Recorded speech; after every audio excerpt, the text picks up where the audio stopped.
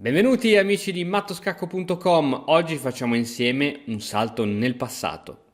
Siamo nel 10 febbraio 1996 e si sta disputando la prima partita fra il Deep Blue, il potentissimo computer della IBM col bianco, e il campione in carica Garry Kasparov col nero.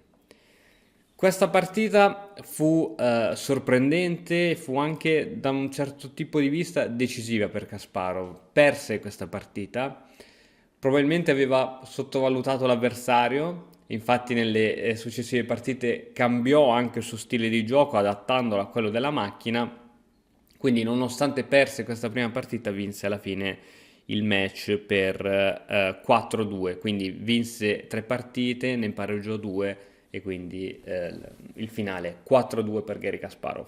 Vediamo perché e com'è andata questa prima partita.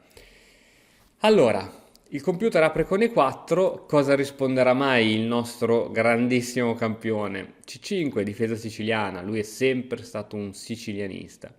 E ora la più comune è sicuramente cavallo F3, invece il computer risponde con C3, variante Alapin. Questa è una variante molto tagliente per il bianco e diciamo la risposta che neutralizza un po' tutto è D5 e per D5 donna per D5. Segue D4, giustamente, spingendo al centro, cavallo F6, queste sono tutte mosse da libro, cavallo F3, alfiere G4, alfiere in E2, qui è tutta a continuazione teorica, quindi figurati se il computer non la sapeva. H3, alfiere H5, arrocco corto, C6, alfiere A3, E3 scusami.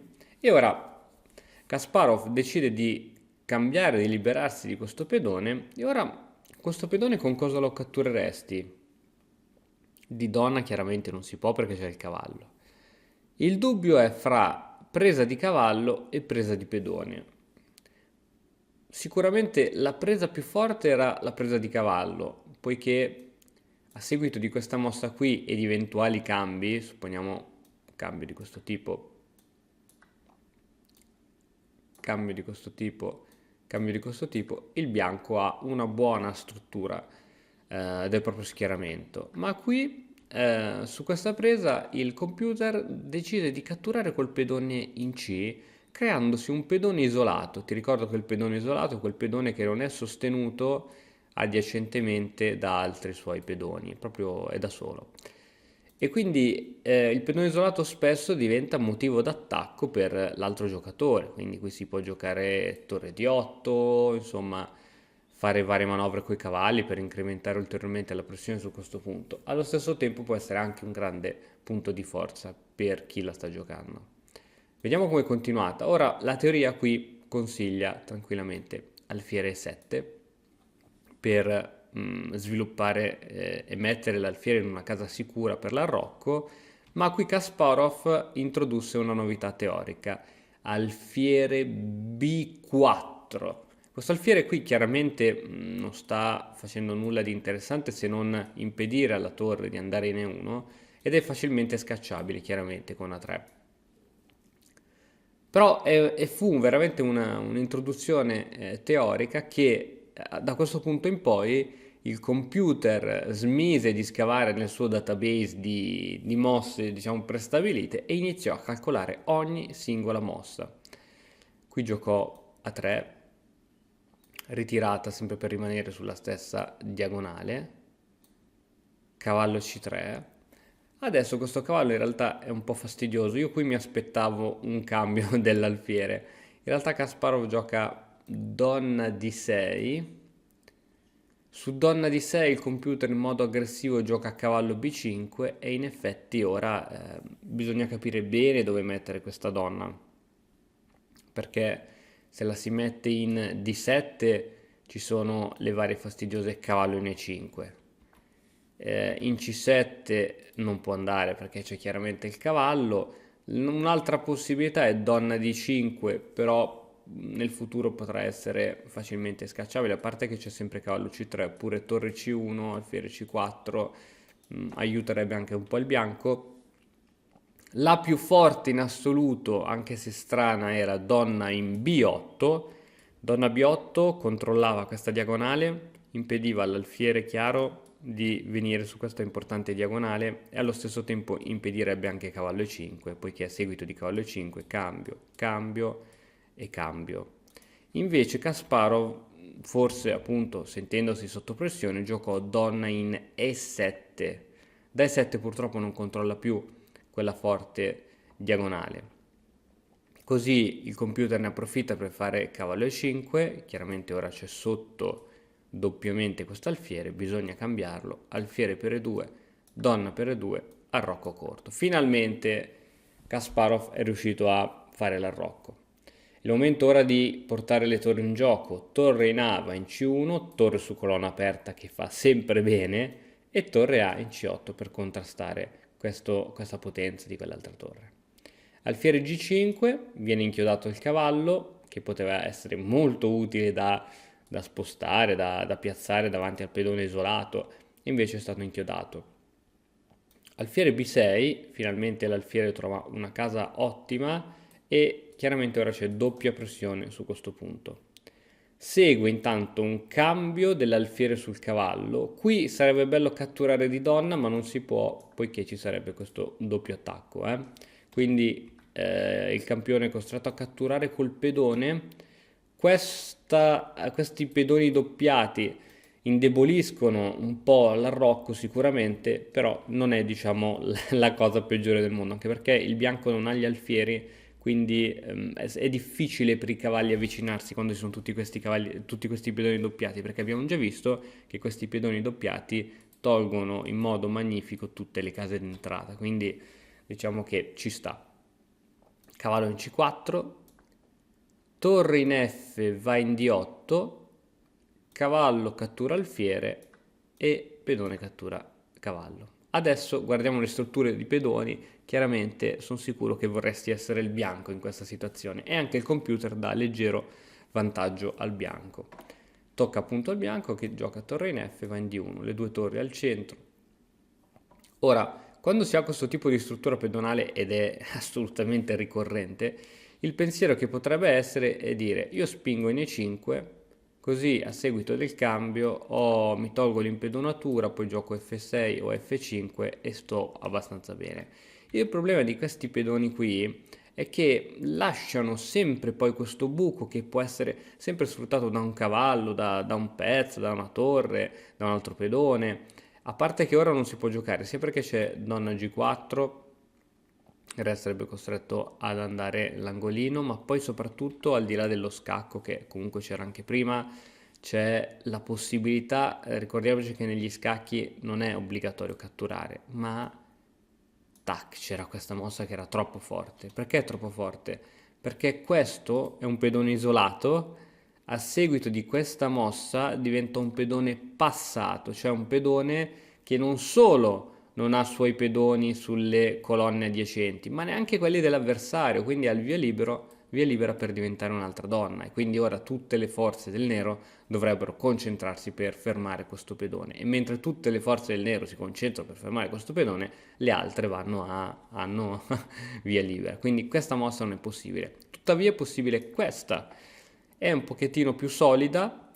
Ora è chiaro che il nero ha delle grandi debolezze sulle case nere, no? Quindi molto probabilmente la donna ora si muoverà solo su case nere per compensare queste debolezze che chiaramente la struttura pedonale sono andate a fare.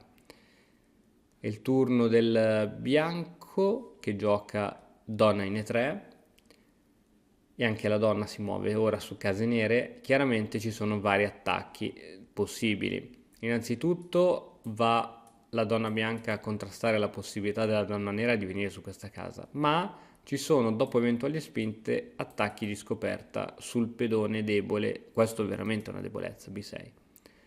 Donna F6 e qui il computer fa una tipica mossa, tipicamente umana, devo essere sincero, che è D5. D5 è una spinta, chiaramente il nero ancora una volta non può ignorare questa spinta perché altrimenti alla prossima si crea il pedone passato, quindi non può semplicemente spingere, anche perché c'è sotto il cavallo, quindi deve correre ai ripari. E il problema è che correndo ai ripari, guarda cosa succede. Tac, tac. Oddio, che brutti pedoni. Questi sono veramente brutti. Quindi c'è stato da parte del bianco un sacrificio veramente umano. Cioè, è strano per una macchina dire, ciao, ti sacrifico un pedone, perché alla fine il bianco perde un pedone qui, mangiato dalla torre, eccolo qui, non c'è più il pedone. Però in compenso ti devasto la struttura pedonale. Questo è stato veramente un ragionamento che lascio tutti a bocca aperta. B3 B3 è una mossa difensiva, si poteva subito catturare su B6, B3, Re in H8. Ora il piano del gioco di Kasparov è quello di mettere la torre in G8 e iniziare gli attacchi sul re avversario. Ricordiamoci che Kasparov era un grande giocatore d'attacco, vedeva di quelle cose incredibili, quindi avrà visto già qui qualche combinazione a lungo termine. Donna per B6, torre per G8, donna in C5 e ora D4. Anche qui c'è un pedone passato che attualmente è sostenuto dal cavallo e dalla donna. Cavallo D6 e ora F4. Attenzione che qui probabilmente un giocatore umano avrebbe giocato magari altre cose, si sarebbe preoccupato di questo pedone passato, magari avrebbe messo la torre qui, si sarebbe preoccupato della protezione del re, avrebbe magari fatto qualche spinta di pedone, avrebbe cercato il cambio delle donne, avrebbe fatto qualcosa. Qui il computer sa già che questo pedone passato non è pericoloso, che non ci sono attacchi pericolosi al re, proprio perché con forza bruta sta calcolando molto velocemente, quindi dice vabbè io gioco cavallo di 6, alla prossima ti catturo il pedone, poi ti cade anche il cavallo, ti catturo il cavallo e quindi purtroppo è veramente un passo avanti.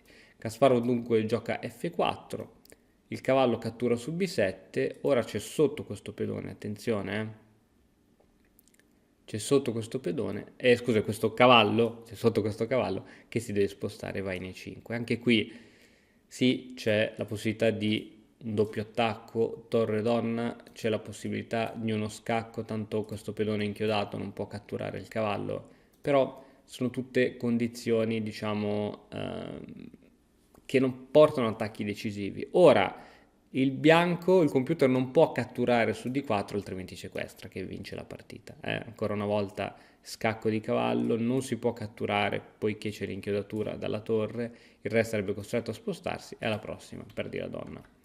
Per questo motivo il bianco, che è il computer, gioca donna D5.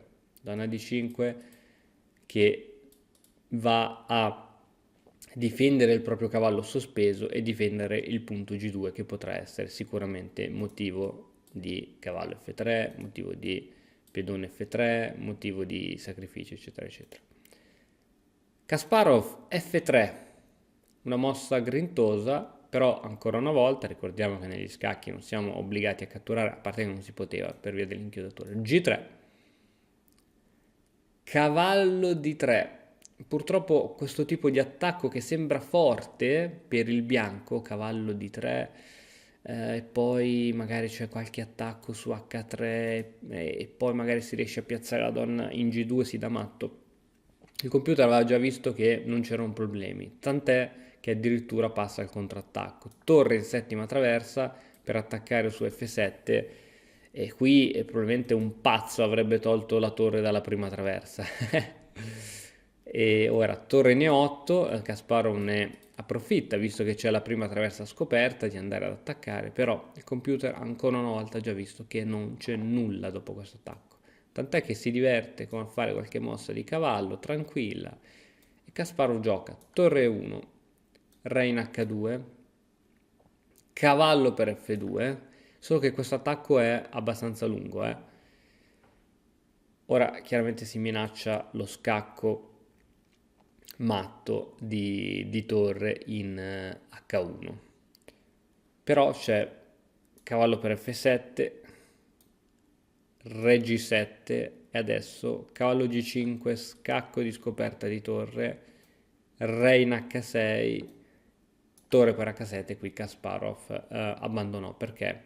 Perché dopo re G6 c'era donna G8, adesso il re è costretto ad andare praticamente in F5 e qui la situazione è veramente tragica, veramente tragica. A parte che si può continuare ora con cavallo per F3 e si sta molto bene, oppure si può donna in D5 con quel vantaggio del computer qui decisivo. Il computer assegna al bianco un vantaggio di più 13, quindi come se avesse abbondantemente una donna in più.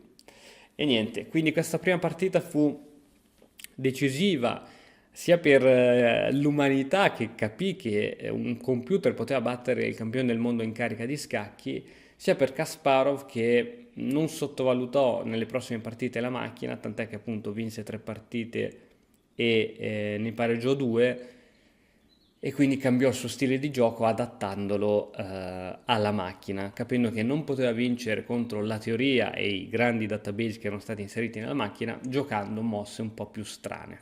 Bene, spero che questo video ti sia piaciuto, come al solito ti invito a mettere un like, un commento e se ancora non l'hai fatto iscriviti al canale. Noi ci vediamo domani con un altro video, ciao!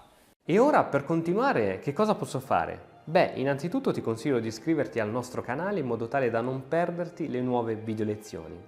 E poi puoi vedere il video che è stato più cliccato in questa settimana. Ci vediamo, ciao!